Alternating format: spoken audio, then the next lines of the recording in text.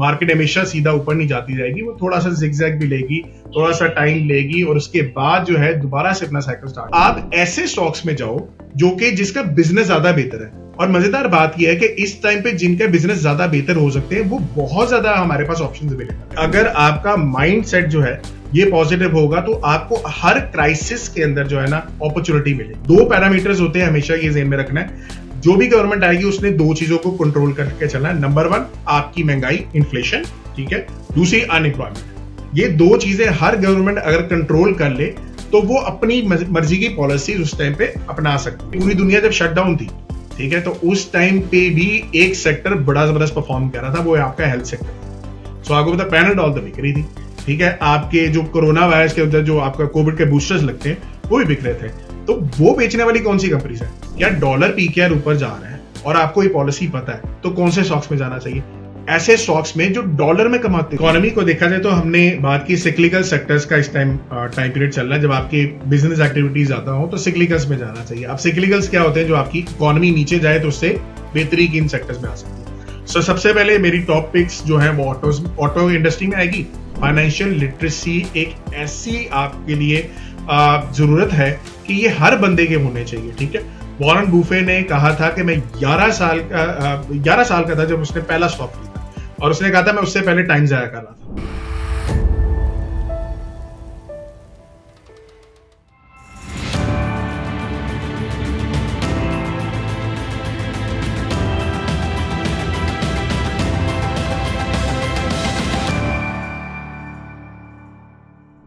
अस्सलाम वालेकुम अमार भाई, क्या हाल है?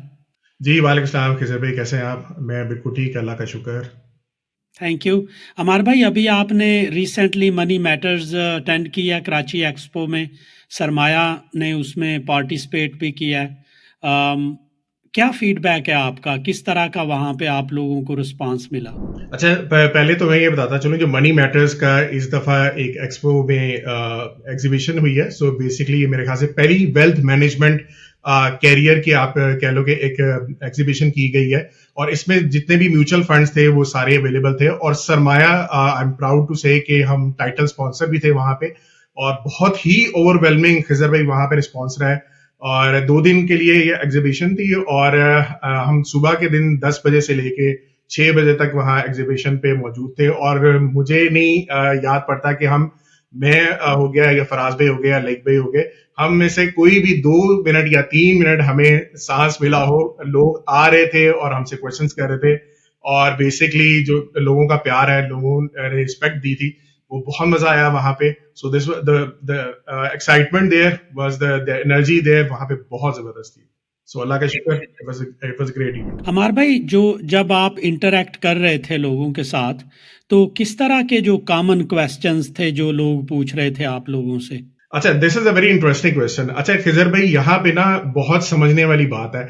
जब हम कोर्स पढ़ाते भी है ना, जैसे सरमाया के ऊपर, तो इंटरेक्शन बड़ा लिमिटेड होता है। आपके 2-3 घंटे के अंदर आप जो है क्वेश्चन आंसर्स करते हैं, और वहां पे अंडरस्टैंडिंग बहुत अच्छी होती है। तो वहां पे तो हमारे स्टूडेंट जो है अच्छा खासा उनको एक अंडरस्टैंडिंग हो जाती है कि इकोनॉमी को कैसे देखना है, स्टॉक्स वगैरह को कैसे देखना है। यहाँ पे सिनेरियो कुछ डिफरेंट था। यहाँ पे हमारे ज्यादातर वो स्टूडेंट्स, वो लोग थे जो हमें यूट्यूब से फॉलो करते हुए आ रहे थे, और वो आके अभी भी ऐसा लग रहा था कि थोड़े से घबराए में हैं, जिनको स्टॉक मार्केट की थोड़ी अंडरस्टैंडिंग अभी भी नहीं है। जैसे कि अभी एक 2 महीने से स्टॉक मार्केट थोड़ी सी नीचे थी, तो मेजर क्वेश्चन जो मुझे वहां पे लोग कर रहे थे वो ये कह रहे थे कि अमार भाई ये बताएं कि एक मार्केट जो है वो नीचे आना शुरू हो गई है, तो आपको क्या लग रहा है आगे? और या फराज भाई से भी इवन पूछ रहे थे कि आपको क्या लग रहा है कि स्टॉक मार्केट यहाँ से ऊपर जाएगी या नहीं? या एक जेन में एक फियर बैठ जाता है कि यार स्टॉक मार्केट का शायद ये टॉप है, यहाँ से ही सारा कुछ वापस आना शुरू हो जाएगा। अच्छा, मैं बेसिकली वहां पे बड़ा मुझे थोड़ा सा हो रहा था कि मैं आप उन लोगों को थोड़ा सा बताऊं कि यार देखो कि मार्केट जो होती है ना, ये एक साइकिल चलता है, ठीक है। अगर आपकी लगातार कोई 1 साल से मार्केट ऊपर जा रही थी, सो इसमें थोड़ा बहुत जो है उसमें करेक्शन आती है, और ये एक हेल्दी करेक्शन होती है। सो आपने भी खिजर भाई टेक्निकल एनालिसिस के ऊपर बहुत काम किया भाई, यू नो के मार्केट हमेशा सीधा ऊपर नहीं जाती जाएगी, वो थोड़ा सा जिगजैग भी लेगी, थोड़ा सा टाइम लेगी, और उसके बाद जो है दोबारा से अपना साइकिल स्टार्ट करती है।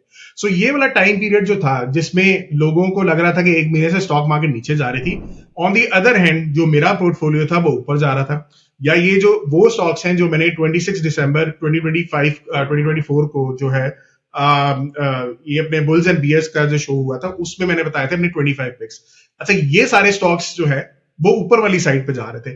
तो ये एक बड़ा ओवरऑल वहां पे एक प्रॉब्लम आ रहा था कि लोगों को ये नहीं समझ आती कि बिजनेस को कैसे देखा जाए, या फिर ये वाले जो स्टॉक्स है जिनको मैंने रिकमेंड किया था वो के ऊपर जा रहे हैं। ठीक है, अच्छा, अब यहाँ पे मैं थोड़ा सा एक दो स्टॉक्स के बारे में बात करता हूं क्योंकि ये बहुत मेजर एक कॉमन क्वेश्चन था वहां पे लोगों का कि मारी क्यों नीचे जा रहा है। ठीक है, अच्छा, अब मारी अगर आपको याद होगा तो जब आपने भी मेरे से कोर्स लिया था तो हमने एक बात की थी कि दो किस्म के सेक्टर्स होते हैं, एक डिफेंसिव होता है और एक सिक्लिकल होता है। अब डिफेंसिव सेक्टर आपका वो सारा सेक्टर होता है जब आपके थोड़े से इकोनॉमी के हालात थोड़े से बुरे जा रहे होते हैं, तो यानी कि आपका स्लो डाउन चल रहा होता है, बुरे नहीं कहेंगे, स्लो डाउन चल रहा होता है, तो ये डिफेंसिव सेक्टर जो है ना ये ज्यादा परफॉर्म करते हैं।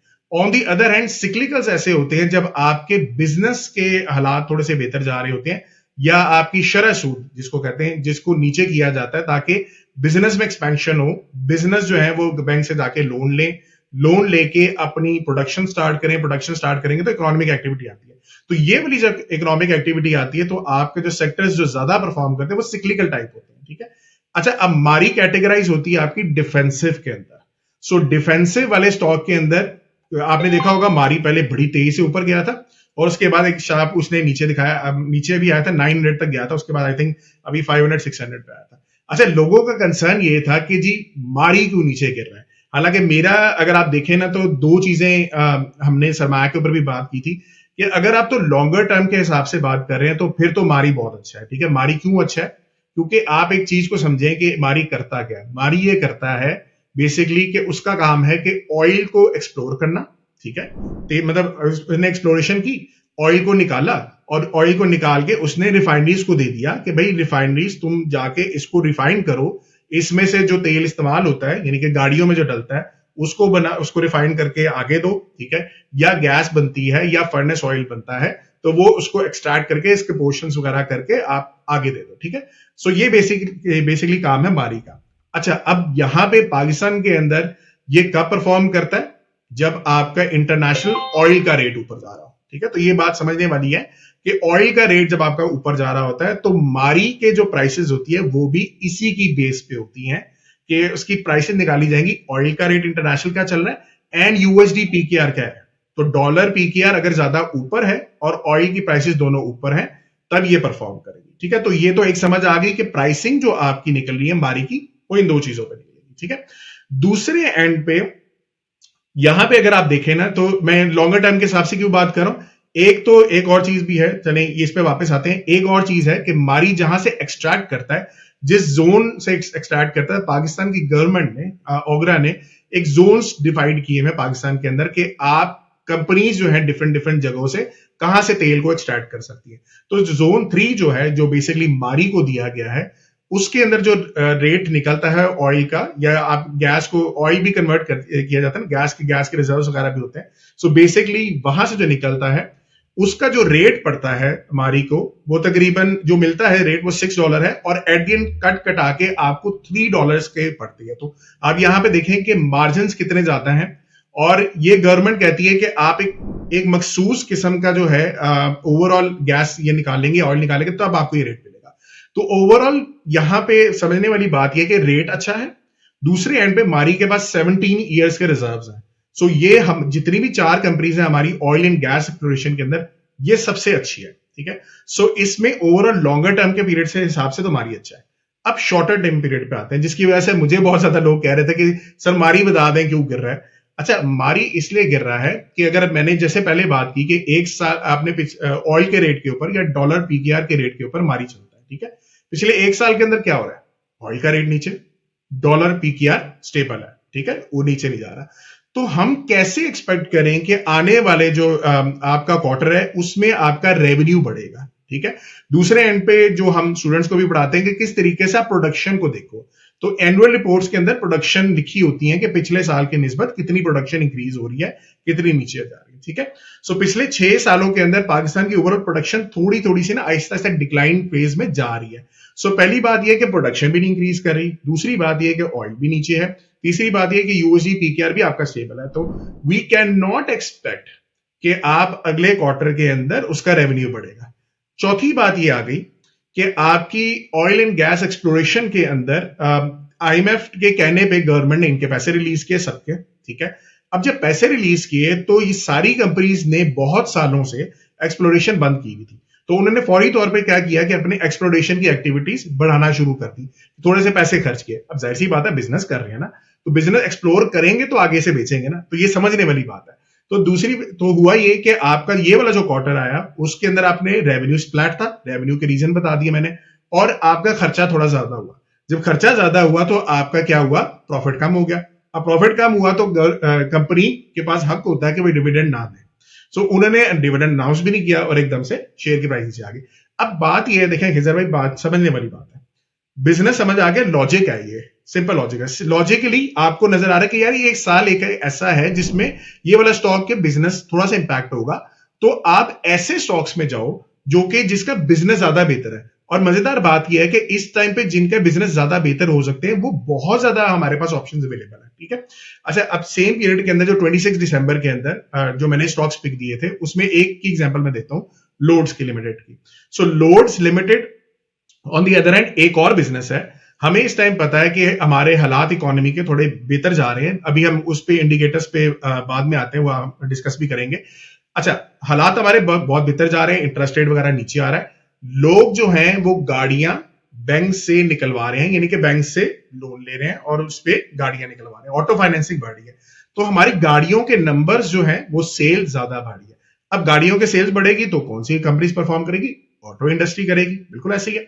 अच्छा, अब ऑटो इंडस्ट्री के साथ बिल्कुल एक इंडस्ट्री जुड़ी होती है, वो ऑटो पार्ट्स है। अब ऑटो पार्ट्स के अंदर लोड्स लिमिटेड जो है ये आपके पार्ट्स वगैरह पे काम करती है, एग्जॉस्ट इंजन वगैरह बनाती है और भी पार्ट्स डिफरेंट बनते हैं। सो यहां पे ये चीज को समझे कि उस बिजनेस से इसके ऊपर बड़ा जबरदस्त इंपैक्ट आएगा, लॉजिकली समझ आता है। तो उसके इंपैक्ट आया तो इसके रेवेन्यू बढ़े और इसका प्रॉफिट बढ़ा, और विद इन 1 मंथ, खिजर भाई एक महीने के पहले की बात है, इस टाइम पे लोड्स का जो परफॉर्मेंस है वो 30% है। ये एक महीने में 30% उसकी परफॉर्मेंस की है, मार्केट अभी 0% ऑलमोस्ट उतने ही लेवल पे है। तो सिंपल लॉजिक बनता है कि आप किस तरीके से ये देखें कि आपका बिजनेस कहां पे जा रहा है, ठीक है। सो ये 2 एग्जांपल्स थी जो मैंने वहां पे भी काफी जो स्टॉक था वो शायद डी लिस्ट हो गया, जैसा पाकिस्तान होटल्स लिमिटेड था, बहुत सारे लोग उसका भी पूछते हैं। सो इस तरह की सिचुएशन से इन्वेस्टर कैसे बच सकता है? अच्छा, मजेदार बात यह है कि भाई हम पहले ऑफ द कैमरा भी थोड़ा सा इसको डिस्कस भी कर रहे थे कि उसी इवेंट के अंदर एक क्योंकि वहां पे डिस्कशंस वगैरह भी हो रही थी, हमने सरमाया को प्रेजेंट भी वहां पे किया था, हमने डिस्कशन वगैरह पे की और भी स्पीकर्स वगैरह आए हुए थे। सो एक स्पीकर से ना बल्कि वो शायद हबीब आए हुए थे, आरिफ हबीब के जो सीईओ है, उनसे किसी बंदे ने क्वेश्चन किया कि मैंने पाकिस्तान होटल्स को खरीदा हुआ था, ये एक स्टॉक है पाकिस्तान मार्केट पे लिस्टेड था, अब वो डीलिस्ट हो गया हुआ है। सो मैंने वो खरीदा था ब्रोकर के कहने पे, ठीक है, और ब्रोकर के कहने पे मैंने खरीद लिया। उसके बाद मैंने कोई 1 आध साल नहीं देखा और बाद में पता चला कि वो डीलिस्ट हो गया। तो मुझे ब्रोकर ने बताया ही नहीं कि आपका जो है वो स्टॉक डीलिस्ट हो गया, तो उसको कम से कम मुझे बताना चाहिए, ठीक है।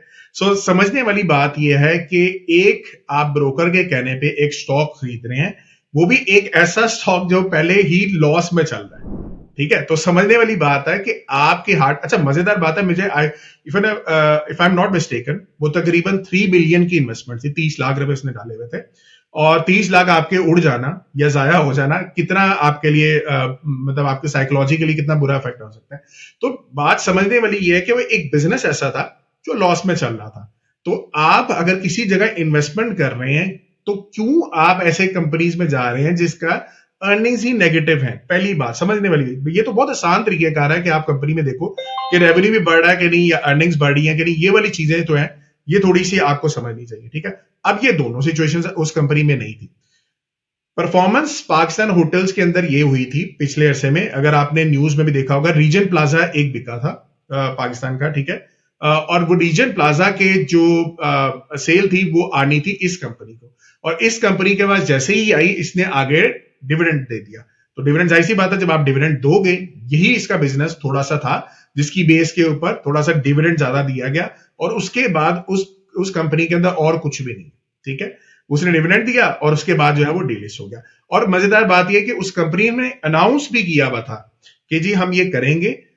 आप एज अ इन्वेस्टर, क्योंकि देखें आपका अपना पैसा है, आपको कम से कम ये चीजें देखनी चाहिए कि एक कंपनी में सिंपल सिंपल चीजें कौन कौन सी हैं, जो मोटी मोटी चीजें होती हैं ये कौन सी होती हैं, ये आपको मद्देनजर रखनी है। अब उसमें क्या है वो भी मैं बता देता हूं। नंबर 1, मैं हमेशा कहता हूं रेवेन्यू आपका बढ़ना चाहिए। ये मैं बहुत अरसे से हर जगह पॉडकास्ट में जाते ही मैं 5 चीजें बार बार रिपीट करता हूं, फिर भी आई डोंट नो लोग क्यों नहीं देखते। सेल जो है वो आपकी बढ़नी चाहिए। ठीक है, सेल जो है आपका प्रॉफिट में कन्वर्ट होना चाहिए, यानी कि प्रॉफिट आपका बढ़ना चाहिए। तो पहली बात तो ये प्रॉफिट बढ़ना चाहिए। यहीं पे इसकी एग्जांपल ये थी कि अर्निंग्स ही नेगेटिव थी, तो भाई आप एक ऐसी कंपनी में क्यों जा रहे हो जिसकी अर्निंग्स नेगेटिव है। अच्छा, प्रॉफिट जो है वो कैश में कन्वर्ट होना चाहिए। तो ये एक बहुत बड़ी चीज है, प्रॉफिट को कैश में कन्वर्ट होना इतना जरूरी है कि आगे देखें, अगर आपका प्रॉफिट एक ऐसा कस्टमर है जो आपसे कोई प्रोडक्ट ले ही जा रहा है और प्रोडक्ट का कैश ही नहीं दे रहा आपको, तो कंपनी को तो मसला हो सकता है ना। ठीक है, अच्छा इसकी एग्जांपल भी मैं भी देता हूं आपको। प्रॉफिट आपका कैश में कन्वर्ट होना चाहिए। चौथा, आपका कर्जा कम होना चाहिए। तो बेसिकली आपको कर्जे बैंक से लोन लेके बिजनेस जो कर रहे हो वो साथ साथ कर्जे उतारना भी है, ताकि इन फ्यूचर आपके कंपनी के ऊपर लोड कम हो। ये चौथी चीज होगी। और पांचवी, अगेन कैश इज किंग। तो मैं कैश पे इतना ज्यादा फोकस करता हूं कि मैं कहता हूं कि यार ये चीज जो है ना ये आपकी लाजमी होनी चाहिए। अच्छा, इसकी एक छोटी सी एग्जांपल जो है ना, आजकल इंटरलूप है। इंटरलूप से अगर आप देखें तो उसका जो डेप्ट है वो काफी ज्यादा, कर्जा ऑलरेडी बहुत ज्यादा है। हालांकि उसने पिछले 5 साल के अंदर बेहतरीन जो है ग्रोथ दिखाई है, बेहतरीन प्रॉफिट्स दिखाए हैं, लेकिन प्रॉफिट्स कैश में कन्वर्जन उसकी बहुत स्लो हुई है। ठीक है, तो वो जो स्लो हुई है, तो आपने देखा जब आपकी स्टॉक मार्केट जिस पीरियड में परफॉर्म कर रही है उसी पीरियड के अंदर वो स्टॉक नहीं परफॉर्म किया। हालांकि अगेन एक और मैं पिक अपनी बताता हूं जो 2025 के अंदर, ये 26 दिसंबर पे मैंने बताई थी। सिमिलर, देखें सिमिलर सेक्टर है, टेक्सटाइल सेक्टर है। मैंने केटीएमएल और इमेज, ये 2 कंपनीज का जिक्र किया था कि ये थोड़ी सी अब इस सेक्टर में बेहतर है। और ये सेक्टर में एक और नेगेटिव है, वो ये है कि पिछले जो आपका बजट वाला टाइम पीरियड गुजरा था, तो इस सेक्टर के ऊपर एक्सपोर्ट पे भी टैक्स लगा दिया गया था। तो मैंने ये कहा था कि अगर आपको बाकी सेक्टर्स अच्छे लगते हैं तो आप इसमें इन्वेस्टमेंट कर सकते हैं, लेकिन अगर आप इस सेक्टर में कोई स्टॉक्स देखते हैं तो ये 2 स्टॉक्स हैं जिसको आप कंसिडर कर सकते हैं। मजेदार बात ये है खिजर भाई, केटीएमएल जो है ना 1 महीने में 20% परफॉर्म कर चुका है। सो ये चीज होती है कि लॉजिकली ये अगर आप ये देखें कि यार ब्रोकर के ऊपर आपने नहीं जाना, आपने ये देखना है कि कौन सी ऐसे बिजनेस के कैरेक्टरिस्टिक्स होते हैं, सिंपल बेसिक्स। अभी ये बहुत सिंपल चीजें बात कर रहे हैं, वो अच्छे हैं तो फिर आपकी स्टॉक भी परफॉर्म करेगा। अमर भाई, अगर हम पाकिस्तान स्टॉक मार्केट को देखें तो इसका जो एक मेन कंसर्न है वो लिटिल बिट अनसर्टेनिटी भी है और इसकी फ्लक्चुएशंस भी बहुत आती हैं। तो इन्वेस्टर्स जो हैं ये अपने पोर्टफोलियो को किस तरह मैनेज करें अकॉर्डिंग टू द इकॉनमी। आपने देखा है कि मुख्तलिफ अदवार में मुख्तलिफ तरह से मार्केट परफॉर्म करती है, इकोनॉमीज़ की भी मुख्तलिफ जो बातें होती हैं। तो how can we manage our investments in line with the given economy. अच्छा, that's a very good question. अच्छा, यहाँ पे ना एक साइकोलॉजी अगेन बहुत ज्यादा मैटर करती है कि आपकी इन्वेस्टमेंट्स की जो साइकोलॉजी है वो बेसिस उसका ना पॉजिटिविटी होना चाहिए। मैं एक ये चीज बहुत ज्यादा मेंशन करता हूं कि अगर आपका माइंड सेट जो है ये पॉजिटिव होगा तो आपको हर क्राइसिस के अंदर जो है ना अपॉर्चुनिटी मिलेगी। ठीक है, अच्छा अब इसके अंदर मैं थोड़ा सा टाइम ज्यादा लूंगा, बल्कि मैं थोड़ा सा आपको एक्सप्लेन करता हूं कि हम सोशल मीडिया भी देखते हैं, हम टीवी भी ऑन करते हैं, तो एक बहुत डिप्रेसिंग किस्म की आपको हमेशा न्यूज मिल रही होती है। ठीक है, और वो डिप्रेशन जो होता है ना वो बेसिकली आपको बेचा जा रहा होता है। सबसे पहले ये चीज को समझें कि ये जो मीडिया है या न्यूज चैनल्स होते हैं, ये जितना डिप्रेशन बेचते हैं या जितना आपका फ्रस्ट्रेशन बेचते हैं उतना उनका बिजनेस बनता है। तो लॉजिकली हर चीज को ना बेसिस पे देखना चाहिए। ये मीडिया हाउसेस आपसे पैसा कैसा कमा रहे हैं, वो आपको डिप्रेशन बेचेंगे, वो नेगेटिविटी बेचेंगे, तो फिर आप उसको ज्यादा जाके देखते हैं। ज्यादा जाके देखेंगे तो उतनी एड्स उन्होंने चलानी होती है जिनकी बेस पे वो पैसा, वो मीडिया पूरा चल रहा है कि बड़ी बड़ी कंपनी से एड लेनी होती है, उससे पैसा आ रहा होता है और वो जितने लोगों को दिखाया जाएगा उतना ही उनका रेवेन्यू बढ़ेगा, ठीक है ना। सो यहाँ पे यहीं पे कॉन्फ्लिक्ट आ गया कि भाई एक मीडिया कंपनीज हैं वो आपको नेगेटिविटी बेचेंगे। अच्छा, अब नेगेटिविटी के साथ आपकी पॉजिटिविटी लाजमी होती है, और यही चीज मैं अगर आपको यही समझाना चाह रहा हूं। जैसे अभी मैंने बारी और आपको लोड्स की एग्जांपल दी, दो ऐसे स्टॉक्स आपका साइकोलॉजिकली ऐसे होना चाहिए माइंड के आपने पिक ही ऐसे करना है, ठीक है। अच्छा, अब मैं गवर्नमेंट्स पे आता हूं। सबसे पहले ना हर चीज का हमने ब्लेम करना होता है, भाई ये गवर्नमेंट ने ऐसे कर दिया, और वो दो पार्टीज के दरमियान हमारा यही कंसर्न होता है, पीटीआई नून लीग, बस इस तरह ही चल रहा होता है, पीडीएम पीटीआई ये वाली चीज। ऑन दी अदर हैंड जो आपको ये चीज समझना चाहिए कि आपको ये देखना है कि वो गवर्नमेंट क्या क्या पॉलिसीज लेके आ रही है और किस टाइम पे जो लेके आ रही है, उससे आपकी इन्वेस्टमेंट डिसीजन या आपका माइंड कैसे बनना चाहिए, ठीक है। अब एग्जांपल के तौर पे मैं बात करता हूं, 2013 से लेके 2018 तक आपने देखा कि ये एक नून लीग का दौर उस टाइम चला था। अच्छा, गवर्नमेंट चाहे कोई भी हो, पीटी नून लीग की हो, पीटीआई की हो, या इवन आप अमेरिका में चले जाए रिपब्लिकन्स की हो, या किसी की भी आपकी पार्टी चल रही हो, तो वो हमेशा चलेगी ग्रोथ के ऊपर, ठीक है, हमेशा फोकस करेगी ग्रोथ। ये इकोनॉमी का होता है। अच्छा, दो पैरामीटर्स होते हैं, हमेशा ये ज़हन में रखना है, जो भी गवर्नमेंट आएगी उसने दो चीजों को कंट्रोल करके चलना है। नंबर वन, आपकी महंगाई, इन्फ्लेशन, ठीक है, दूसरी अनएम्प्लॉयमेंट। ये दो चीजें हर गवर्नमेंट अगर कंट्रोल कर ले तो वो अपनी मर्जी की पॉलिसी उस टाइम पे अपना सकती है, ठीक है। अच्छा, अब यही 2013-2018 में बात की जाए तो हमारी इन्फ्लेशन जो थी, वो महंगाई जो थी वो नीचे थी काफी, और स्टेट बैंक ऑफ पाकिस्तान का एक टारगेट होता है कि 5 से 7% के दरमियान आपकी इन्फ्लेशन है, तो उस टाइम पे थी। अच्छा, अब गवर्नमेंट ने ये सोचा, नून लीग ने ये सोचा कि यार ये हमारे इन्फ्लेशन तो अच्छे टारगेट में आ गई, अब हमने ग्रोथ लानी है। अब ग्रोथ लाने के लिए आप कैसे ग्रोथ लेके आओगे? उस टाइम पे अगर आपको याद हो, लोड शेडिंग पीक पे चल रही थी, 2011-12 में ज्यादा थी, 2013 के बाद से 2017-18 तक आते आते लोड शेडिंग कम हो चुकी हुई थी। वो सी पैक के जितने भी है आपने मुआहदे किए चाइना के साथ, वो इसी मकसद से किए थे कि भाई किसी तरीके से हमारी एनर्जी पूरी ले आओ, ठीक है। सो क्या बात की मैंने कि ओवरऑल आपकी लोड शेडिंग चल रही थी, ग्रोथ आपने लानी थी, तो अब आप मैन्युफैक्चरिंग से तो नहीं कर पाओगे, भाई बिजली नहीं पूरी आपकी, और अगर बिजली पूरी भी होती है तो उसका कोई पता नहीं है कि किस टाइम पे कब लाइट चली जाएगी, लाइट जाएगी तो कैसे करेंगे आप। सो 2013 से 2018 आप लेके आए ग्रोथ फ्रॉम इंपोर्ट्स, ठीक है। सो इंपोर्ट किया आपने बाहर से, खोल दी कि भाई आप सारे इंपोर्ट करें। उस टाइम पे जितने बिजनेसेस थे उन्होंने, जो मैन्युफैक्चरिंग करते थे, उन्होंने क्या किया, अपनी पॉलिसी चेंज की और उन्होंने कहा कि भाई चाइना जाओ या इंडिया जाओ और वहां से जाके जो भी चीज आप यहाँ पे ला सकते हो, यहाँ पे लेके आते हैं और उसको बेचते हैं। और आपको पता है 80% चाइना से जाके हर बंदा ये काम कर रहा था। सो ये चीज जब आप करते हो तो आपने क्या की, इंपोर्ट से ग्रोथ ले आए, ठीक है। अब ग्रोथ आ गई। अब ग्रोथ के साथ हमेशा हमारी गवर्नमेंट कोई भी आती है, एक रियल स्टेट हमेशा चला देती है, ठीक है। वो एक एमनेस्टी स्कीम देती है। एमनेस्टी स्कीम क्या होती है बेसिकली कि भाई आप जो भी पाकिस्तानी सिटीजन हो, यहाँ पे रहते हो या बाहर रहते हो, आपसे नहीं पूछा जाएगा कि आप पैसे कहां से लाए हो, आप पैसे रियल एस्टेट में डंप करें और उसको चला दें, ठीक है। सो ये ग्रोथ आ जाती है यहां से। सो यहां से दो जगहों से ग्रोथ आ गई। अच्छा, अब हुआ ये कि अगर आप उस टाइम पीरियड पे होते 2013 से 2018, स्पेक्टेकुलर मार्केट ने परफॉर्म किया, तकरीबन 10,000 12,000 से मार्केट उठते उठते 53 पे गई, और ये 4 गुना बढ़ना एक बहुत बड़ी बात होती है, ठीक है।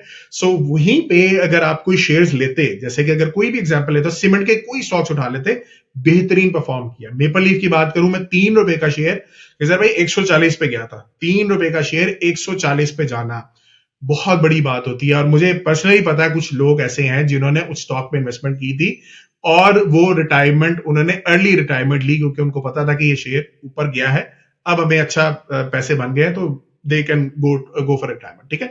सो ये सारे पीरियड था। उस पीरियड के अंदर आपके हर स्टॉक चला था, आपका स्टील भी चला, आपका सीमेंट चला, आपके ऑटोज चले, आपका टेक्सटाइल चला।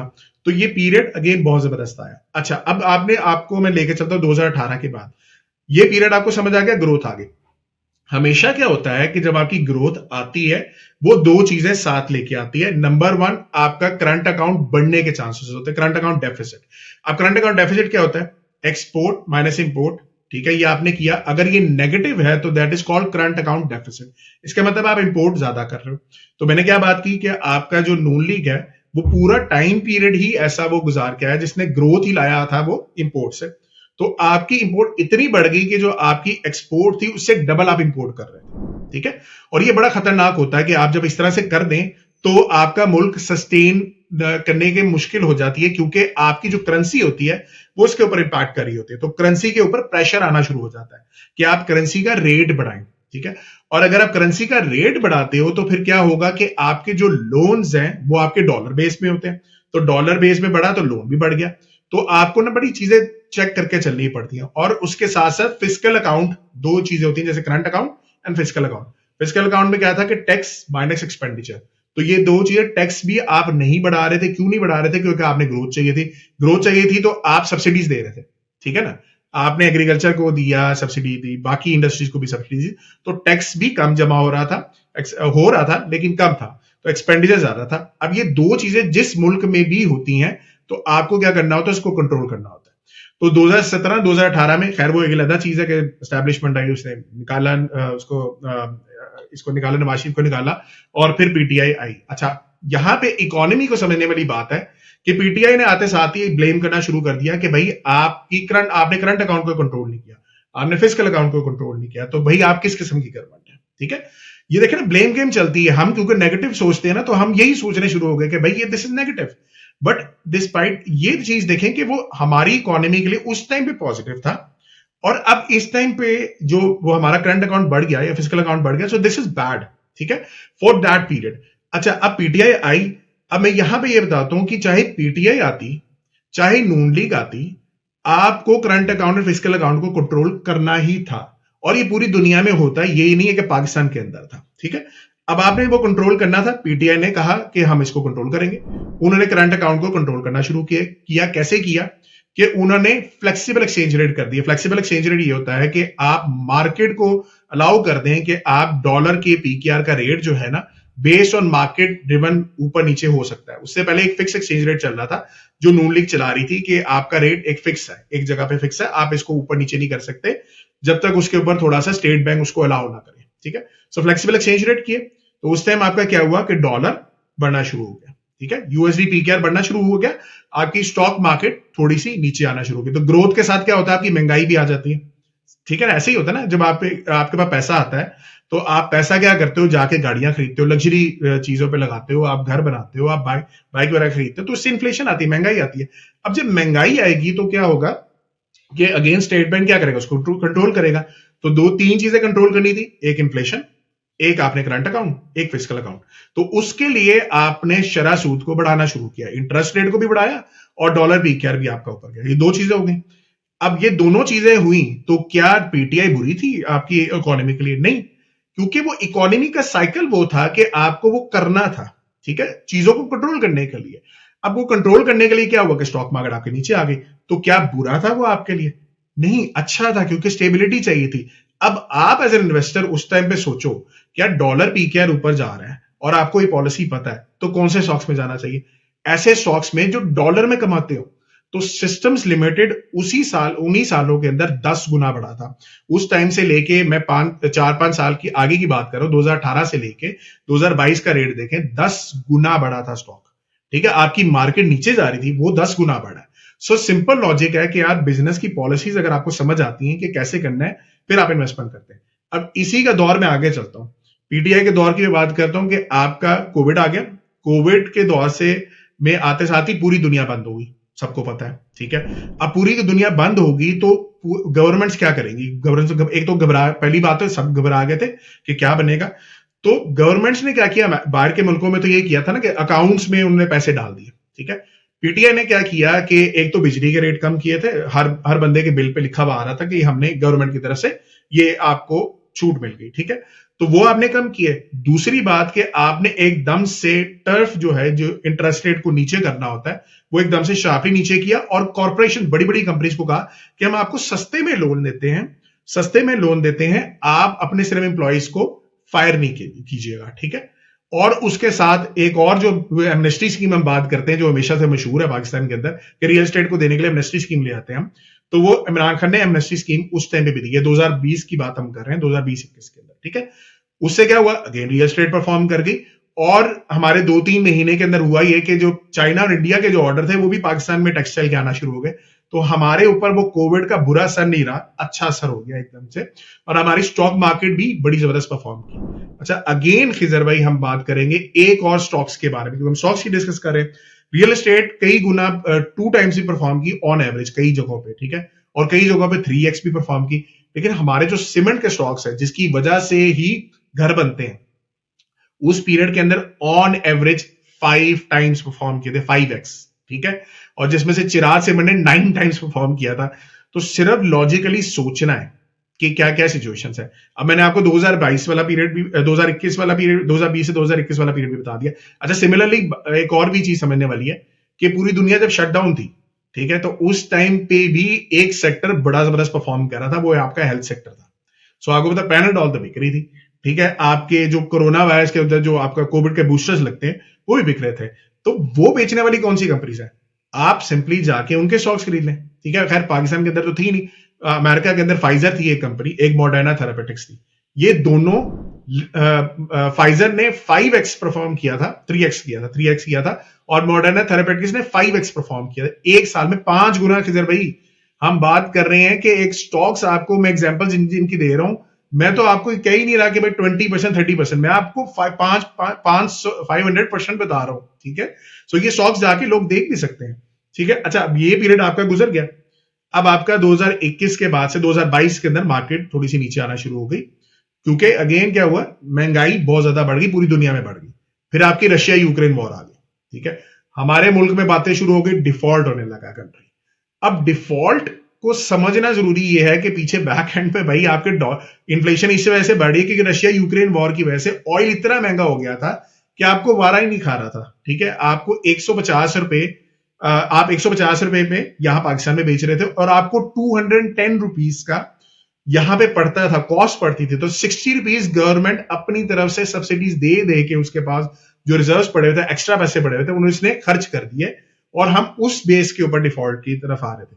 पॉलिटिकल इंस्टेबिलिटी तो थी, हाँ, ये थोड़ा सा था कि एक गवर्नमेंट दूसरे को ब्लेम शेम कर रही थी, ये मानने पड़ेगा, लेकिन ओवरऑल सिनेरियो हमारा इस वजह से आया था। अब 2022 के मैं पीरियड की बात कर रहा हूं, आपके इतनी गंदी मार्केट में, मतलब आपकी स्टॉक मार्केट भी नीचे आई, दुनिया भर की मार्केट नीचे आई, तो वहां पे 2 सिनेरियो चल रहे थे हमारे। एक ऑयल का रेट ऊपर जा रहा था, और आपका जो है एक बिजली की कीमतें भी ऊपर जा रही थी, ठीक है। तो ऑयल का रेट तो आपको समझ आ गया, रशिया यूक्रेन वॉर की वजह से। तो आपके स्टॉक्स कौन से, जो मारी की एग्जांपल दी, पीओएल की example the, OGDC and PPL, ये 4 हमारे स्टॉक्स हैं जो ऑयल के बेस के ऊपर जाते हैं। ये चारों ने परफॉर्म किया। मेरी पिक उस टाइम पे पीओएल थी, ठीक है, पाकिस्तान ऑयल फील्ड लिमिटेड। मैंने कई जाके पॉडकास्ट पे मैंने बात भी की। क्यों पीओएल थी, कि वही कंपनी जो ऑयल में एक तो नंबर 1 ट्रेड कर रही है, और वो पैसा बना भी रही है, पैसा बनाने के साथ बैंक्स में रख के वो 22% फिक्स इनकम में पैसे भी ले रही है, तो डबल जगह से पैसा बना रही है। सो मेरे लिए वो चारों कंपनीज में सबसे बेस्ट थी। आप यकीन करें, पीओएल ने उस साल जो था 35% का रिटर्न दिया था, जब मार्केट ने -6% रिटर्न दिया था। सिंपल लॉजिक है, ऑयल के ऊपर गए। दूसरी बात कि बिजली की कीमतें बढ़ी, क्यों बढ़ी, कि भाई आप डिफॉल्ट वाली साइड पे जो जा रहे थे, आईएमएफ कह रहा था कि भाई आप टैक्सेस इकट्ठे करें, ठीक है। टैक्सेस इकट्ठे करने का क्या तरीकाकार है जी, पाकिस्तान के अंदर आप बिजली की कीमतें बढ़ा दो, बिजली के रेट के अंदर आपके टैक्सेस लगे होते हैं, ठीक है, ऐसे ही है ना। सो जब वो बढ़ेंगे तो हमारी कंपनीज कौन सी है, पावर कंपनीज है पाकिस्तान के अंदर। पावर कंपनीज की जो परफॉर्मेंस थी उस साल अकेली, वो 60% की परफॉर्मेंस थी, ऑन एवरेज की बात करो कि भाई, जब आपकी मार्केट -5% थी। तो आपको तो मैं पाकिस्तान के अंदर बैठे हुए कितनी एग्जांपल्स दे दी हैं, और हर साल के हिसाब से दी हैं। सो ये चीज को समझने वाली बात है कि हर पीरियड में देयर आर अपॉर्चुनिटीज जिसको आप अवेल कर सकते हैं, और उसकी बेस पे इन्वेस्टमेंट करेंगे। सो आप thank you for the detailed discussion. अभी मेरा मेन क्वेश्चन है अबाउट द मार्केट। बहुत सारे लोग हैं वो घबराए हुए भी हैं, जैसे आपने मेंशन किया, कुछ समझते हैं टॉप लग गया है, कुछ कहते हैं अभी टॉप नहीं लगा। हाउसेस के टारगेट्स भी थे 1,30,000 के, कुछ के ज़्यादा भी थे। और फिर कुछ लोग कहते हैं कि जो इकॉनमी है इसके इतने हालात अच्छे नहीं जितने बताए जा रहे हैं। कुछ कहते हैं ये सारी फेक स्टेबिलिटी है। आप बुल एंड बियर शो पे हमेशा एक चेकलिस्ट डिस्कस करते हैं, तो हमें भी ज़रा बताएं कि अगर आप पाकिस्तान प्रोफाइल को फॉलो करते हैं या दूसरे मैक्रो इकोनॉमिक इंडिकेटर्स पाकिस्तान के फॉलो करते हैं, तो हमारा जो अभी ओवरऑल ये पूरा सिस्टम या मार्केट है, ये कहाँ पे खड़ी है? हमें इन्वेस्ट करना चाहिए, निकल जाना चाहिए, बेच देना चाहिए, या वेट एंड सी वाली पॉलिसी अप्लाई करनी चाहिए? अच्छा, मेरा जो मैंने स्टॉक के पिक्स वगैरह बताई थी वो तो पोर्टफोलियो माशाल्लाह अभी भी स्टॉक मार्केट के नीचे भी थोड़ी सी नजर आ रही है, तो मेरे स्टॉक सारे ऊपर जा रहे हैं उस साइड पे। सो पिकिंग्स आपको अकॉर्डिंग टू इकोनॉमी समझनी चाहिए कि कौन कौन से आपके सेक्टर्स बेहतरीन परफॉर्म कर सकते हैं। अच्छा, दूसरी चीज जो मैं बात करता होता हूँ कि जिससे मैं सबसे पहले मैंने आपकी बात की कि इन्फ्लेशन एंड अनएम्प्लॉयमेंट, ये दो चीजें जो है ना, अगर आपकी जो स्टेट बैंक है अगर कंट्रोल कर ले और यह हालात आपके ऐसे चल रहे हो कि कंट्रोल हो, फिर तो कोई घबराने की बात नहीं। आपकी इन्फ्लेशन इस टाइम पे जो पिछले मंथ की आई है वो 2.4% आई है, 2.4%, जो कि आज से 1.5 साल पहले 40% पे जा चुकी हुई थी, बहुत ही ज्यादा ऊपर थी। 2.4% ये पिछले 10 साल का लो है। ठीक है, सो महंगाई तो बिल्कुल भी नहीं तंग कर रही है आपको। दूसरी बात के बिजनेसेस चलाने के लिए जो आपका शुरा सूद होती है वो भी आपकी बहुत कम है। ठीक है, वो आहिस्ता आहिस्ता वो कम की जा रही है। पहले वो 22% 23% पे जा चुके हुए थे, अब जो है वो तकरीबन 12% पे आप आ चुके हैं। और जो बातें आगे हो रही है कि आपके सिंगल डिजिट्स में भी इसको कन्वर्ट कर दिया जाएगा। ठीक है, और वो आहिस्ता आहिस्ता नीचे आएंगी तो किसको फायदा है? बिजनेस को फायदा है। बड़ी बड़ी कंपनीज जो है वो किस तरह से कारोबार करती है? बैंक से लोन लेती हैं, लोन लेके तो वो आगे कारोबार करती है। अगर आपके 100 रुपए के ऊपर वो 22 रुपए गवर्नमेंट जो कंपनीज है उनको बैंक को वापस करना पड़ता था, तो जाहिर सी बात है एक कंपनी होने के नाते आप सोचोगे, आप ओनर हो कंपनी के, सोचोगे यार 22 रुपए मुझे बैंक को देना पड़ रहा है, तो मैं इससे बेहतर है कि इस दफा थोड़ा सा अपनी एक्टिविटी कम ही रखूं। ठीक है, एक तो महंगाई भी बहुत ज्यादा है, लोगों को जो डिमांड हम प्रोडक्ट बेच रहे हैं वो शायद लेंगे भी नहीं, तो उसकी उस लिहाज से 22% बहुत ज्यादा है, मैं नहीं करूंगा। ठीक है, अब यहां पे अगर आपको वो कम कर दे, रेट्स कम करेंगे 12% में जैसे अभी है, तो अब 100 रुपए के ऊपर वही कंपनी ओनर जो है 12 रुपए बैंक पे देगा। वो कहेगा हाँ यार अब ठीक है, अब जो है ना मैं 12 रुपए दे सकता हूँ बैंक को, अब मैं अपने प्रोडक्शन वगैरह इंक्रीज करूंगा और महंगाई भी नीचे आ गई, लोगों के पास थोड़ा बहुत पैसा आएगा हल्का फुल्का, वो कंजम्पशन की तरफ आएंगे, वो खर्च करेंगे। जैसे गाड़ियां सेल बढ़ रही है ना गाड़ियों की, तो वो खर्च करेंगे, तो मेरा बिजनेस चलेगा। तो ये दोनों चीजें आप देख लें, इंटरेस्ट रेट, इन्फ्लेशन, ये दोनों चीजें ठीक है। ठीक है, फिर तीसरी चीज आपके जो फिक्स इनकम का रेट है वो भी आहिस्ता आहिस्ता नीचे आ रहा है। तो जो बड़ा इंस्टीट्यूशनल इन्वेस्टर है वो अपना पैसा जो उसने टी बिल्स या बॉन्ड्स में डालना था वो निकाल के अब स्टॉक मार्केट में डालेगा, तो आपकी स्टॉक मार्केट उससे भी परफॉर्म करेगी। अभी वो भी नीचे आ रहे हैं, तो भाई जो आपका बड़ा प्लेयर है वो भी मार्केट के अंदर इन्वॉल्व है। तीन चीजें हो गई। फिर चौथी आपकी करंट अकाउंट की हमने बात की।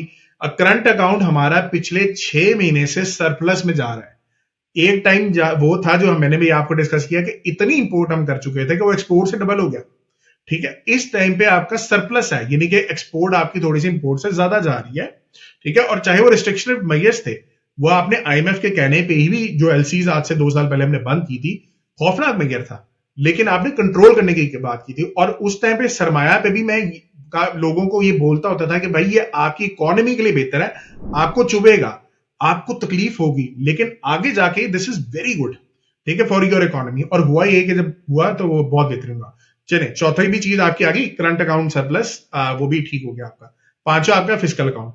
फिस्कल अकाउंट आपका टैक्स जो है वो आपका ज्यादा होना चाहिए, मतलब एक्सपेंडिचर ज्यादा कलेक्ट होना चाहिए। अभी एक इस महीने के अंदर थोड़ा सा टारगेट से ही नीचे ले रहे हैं, लेकिन प्रोडिक्शन ये की जा रही, स्टेट बैंक ये कह रहा है कि जो आईएमएफ को टारगेट दिया गया था कि हम इतना पैसा टैक्स इकट्ठा कर लेंगे, वो कर लेंगे ये। ठीक है, और वो कंफर्टेबली कर लेंगे। ये पांचवा मेजर भी हो गया। ठीक है, छठा मेजर आपका डॉलर पीकेआर होता है। डॉलर पीकेआर आपका ऑलरेडी स्टेबल है, सो उसमें भी घबराने की जरूरत नहीं है। तो सारे 6 के 6 फैक्टर्स में हमेशा बुल्स एंड बियर्स में आता हूं और मैं बात करता हूं कि यार ये सारे फैक्टर्स 3 महीने से लगातार या आपके इंप्रूव ही हो रहे हैं या कम अज कम बहुत अच्छी पोजीशन में है। तो जब ये पोजीशन आपकी अच्छी है तो आपकी स्टॉक मार्केट हमेशा परफॉर्म करेगी, हमेशा अट्रैक्टिव रहेगी। दूसरी बात जो हम ये बात करते हैं कि टॉप वाली है कि नहीं है, ये ज़हन में रखें, एक मेजर होता है जो स्टॉक मार्केट को देखा जाता है, प्राइस अर्निंग। ठीक है, अब प्राइस अर्निंग्स जो है हमारी हिस्टोरिकली एक मेजर होता है कि आप कितनी प्राइस देना चाह रहे हो अकॉर्डिंग टू जो अर्निंग्स चल रही है कंपनी की। ठीक है, सो ओवरऑल एवरेज जो रही हुई है पाकिस्तान की वो तकरीबन 8 to 9 रही हुई है कि 8 से 9 रुपए आप प्राइस देते हो अर्निंग्स के हिसाब से। ठीक है, इस टाइम पे जो हमारी प्राइस अर्निंग चल रही है वो तकरीबन 7 के पास है, 7 के पास चल रही है, ऊपर जा चुकी है। ये तकरीबन एक साल पहले 4-5 के पास थी, अब ऊपर आ गई, लेकिन एवरेज से भी अभी आप नीचे हो। ठीक है, और एवरेज तक जाओगे तो तकरीबन आपका क्या रेट बनता है, 130-140 के राउंड अबाउट आपके इंडेक्स का रेट बनता है एवरेज का। और आपका जो हाई है जो आपका 2017 के अंदर था वो 13 के पास था। कुछ लोगों के ब्रोकर्स के 12-13 की कैलकुलेशन है, कुछ की 13 की है। सो अगर उसको भी देखा जाए तब भी आपकी अब जो रेट बनता है वो तकरीबन 170-180 के दरमियान बनता है इंडेक्स का। सो अभी तो एवरेज के पास भी नहीं पहुंचे हो आप, तो मुझे तो बिल्कुल ही बहुत ही जबरदस्त मार्केट लगती है, मुझे तो घबराने की जरूरत नहीं पड़ती। मैं अगेन ऐसे सेक्टर में जा रहा हूँ, ऑलरेडी परफॉर्म भी कर रहे हैं, तो क्यों घबराना। अमर भाई, इस साल 2025 में आपको कौन से सेक्टर्स और कंपनीज अट्रैक्टिव लगती हैं, या कौन से ऐसे सेक्टर कंपनीज हैं जिन पे इन्वेस्टर्स को फोकस करना चाहिए? अच्छा, ओवरऑल इकोनॉमी को देखा जाए तो हमने बात की सिक्लिकल सेक्टर्स का। इस टाइम टाइम पीरियड चल रहा है जब आपकी बिजनेस एक्टिविटीज ज्यादा हो तो सिक्लिकल्स में जाना चाहिए। अब सिक्लिकल्स क्या होते हैं, जो आपकी इकोनॉमी नीचे जाए तो उससे बेहतरी किन सेक्टर्स में आ सकती है। सो सबसे पहले मेरी टॉप पिक्स जो है वो ऑटो इंडस्ट्री में आएगी। अब ऑटो इंडस्ट्री के अंदर जो है उसमें बहुत ज्यादा स्टॉक्स अच्छे भी हैं। उसमें सासगर बहुत अच्छा है आपका, उसका एटलस होंडा बहुत अच्छा है, आपका गनी GHNI जो है वो अच्छा है, गैल अच्छा है, ये सारी कंपनीज बहुत अच्छी हैं। अच्छा, अब यहाँ पे समझने वाली बात है कि आपका जो इंटरेस्ट रेट नीचे आ रहा है तो ऑटो फाइनेंसिंग बढ़ी है, गाड़ियां लोग ले रहे हैं, गाड़ियां ले रहे हैं तो वो आगे जाके आपके लिए बेहतर है। और दूसरी एक बहुत बड़ा इकदाम ये करने जा रही है गवर्नमेंट कि इलेक्ट्रिकल व्हीकल की जो पॉलिसी लेके आ रही है ये बहुत बेनिफिशियल होगा पाकिस्तान के लिए, ठीक है। अच्छा, अब उनकी तो प्रेडिक्शन है कि 2030 तक जो है 25%, 25% हमारी आवाम जो है इलेक्ट्रिकल व्हीकल्स पे कन्वर्ट हो जाएगी, ठीक है, जो बहुत ऑप्टिमिस्टिक लग रहा है, बहुत ज्यादा है कि 5 सालों के अंदर 25% लोग इलेक्ट्रिकल व्हीकल्स पे आ जाएं। लेकिन अगेन नहीं भी अगर इतना होता फिर भी बहुत अच्छा इकदाम है। सो उससे एक चीज क्या होगी कि आपकी ऑयल की डिपेंडेंसी कम होती जाएगी, जो हम इंपोर्ट करते हैं इतना ज्यादा ऑयल, जिसकी वजह से हमारे मुल्क में महंगाई भी बहुत ज्यादा आती है, वो कम होगी। तो ऑटो इंडस्ट्री तो आगे जाने में बहुत बेहतर है, ठीक है।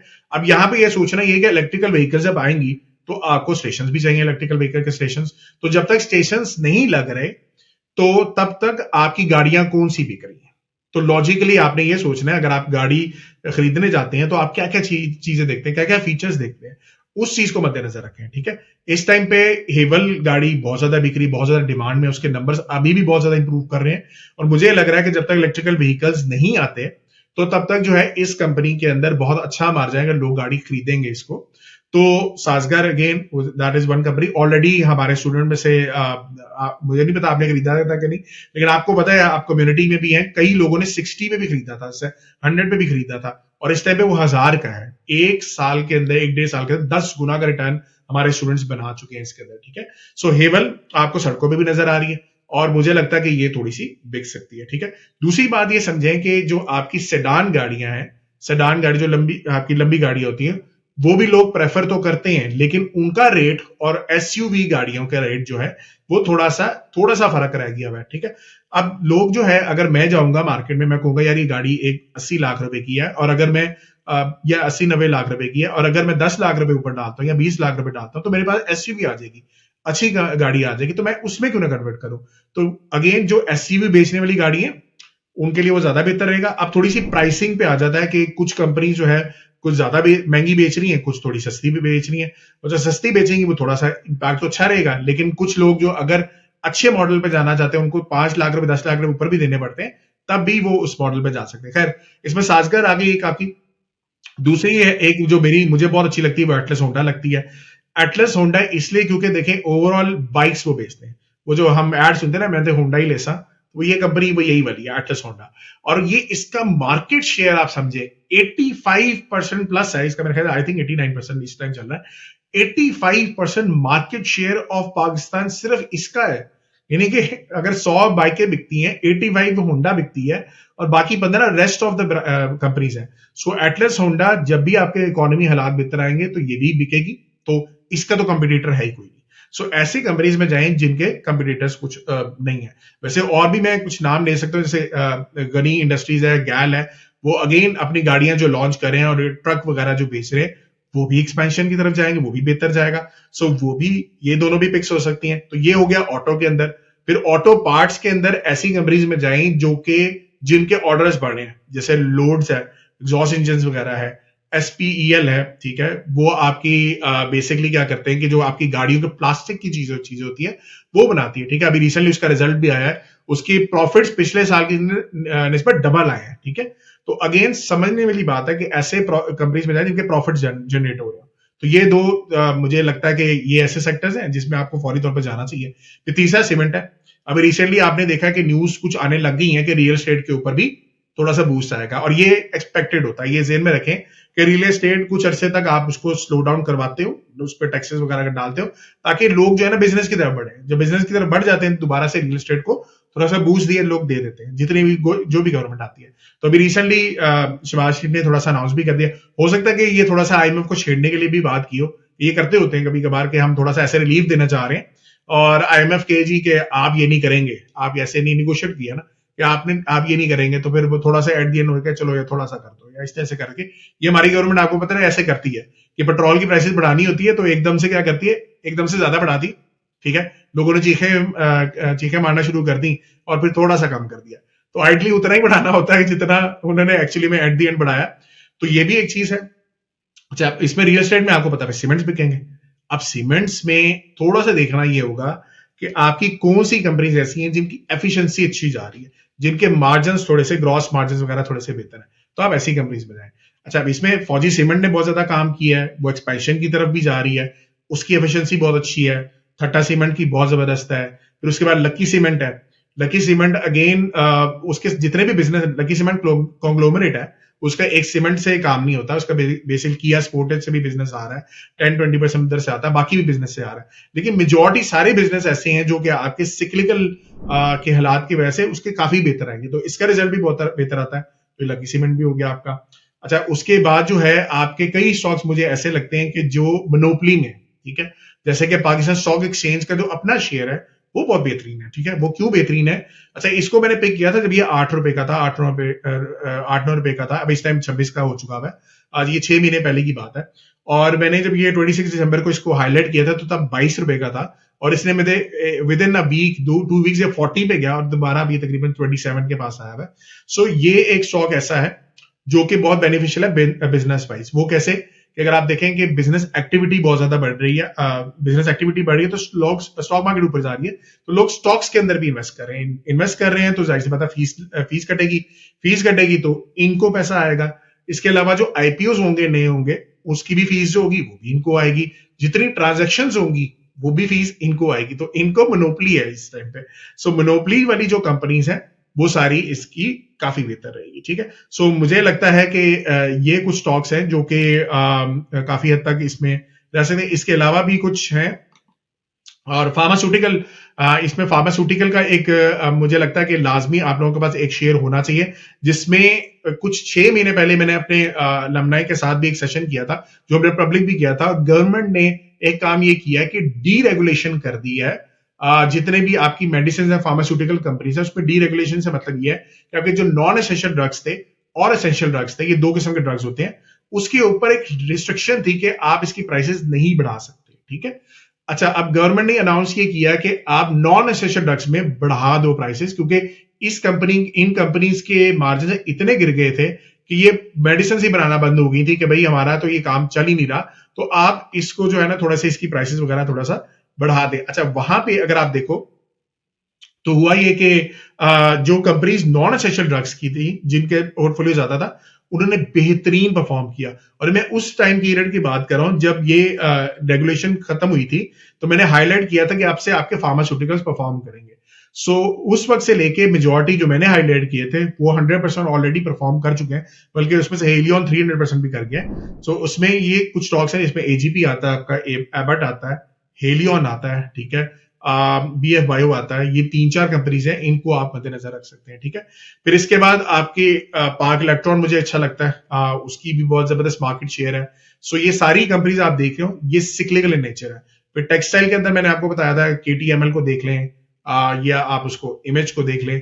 तो these are some of my pics जो कि मुझे लगता है सिक्लिकल्स के हिसाब से बहुत अच्छी है। फर्टिलाइजर में अभी एफएफसी मुझे बहुत अच्छा लगता है, फौजी ने उन्होंने एफएफबीएल को भी मर्ज कर लिया है, तो अब उनके पास मार्केट शेयर बहुत बड़ा बन गया है। ऊपर से फौजीज भी हैं, उनको ओवरऑल इंसेंटिव मिल भी जाता है, गैस की प्राइसेस के अंदर उनको इंसेंटिव है, बाकी कंपनीज को नहीं है। सो ये सारी मेरी पिक्स। लास्ट क्वेश्चन है, आप लोगों से मिलते भी रहते हैं, आपके माशाल्लाह स्टूडेंट्स भी अब बहुत सारे हो गए हैं, कम्युनिटी में भी आप देखते हैं लोग किस तरह की ज़्यादा जो पाकिस्तान में इन्वेस्ट करते हैं गलतियां करते हैं, कॉमन मिस्टेक्स, और उनको किस तरह अवॉइड किया जा सकता है?